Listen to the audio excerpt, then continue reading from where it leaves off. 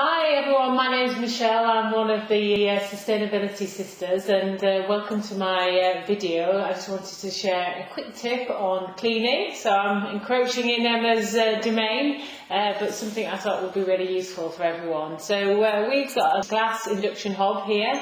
Rather than clean it with any chemical cleaners, what we have started to do now is just to use water and a cloth and then buff a tea towel.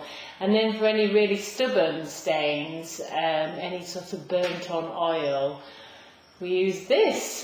So this is a craft knife blade, and all we're going to do is just gently take away the marks on top of the hob. Just gently run the knife over the marks and you'll start to see them come away. So I hope you found that really useful, and you can use this tip on for anyone who's got a glass hob. Okay, see you soon. Bye.